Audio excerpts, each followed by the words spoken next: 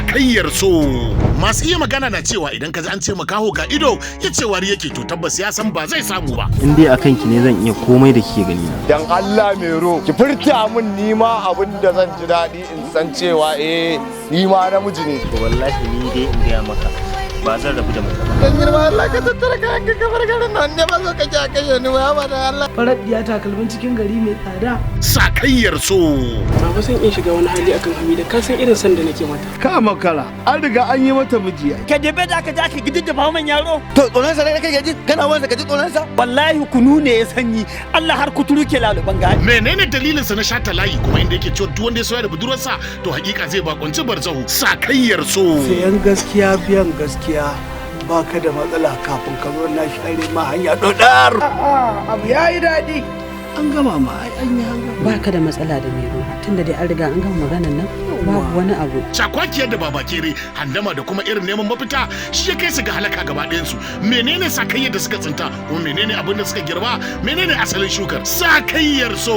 To wallahi ko kai ka kuna Mero sai na yi sukuwa a tumbin ka wallahi.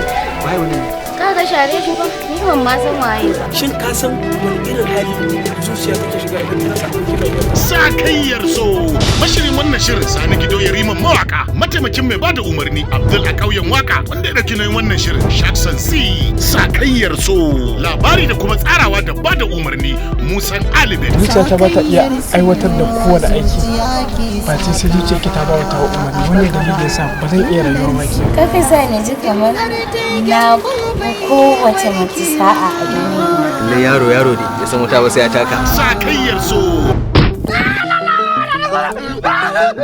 Kai ka gane ni sarki waye bai san ka ba duk garin nan duk ƙauyen nan. Tanimu dan Allah kai hakuri.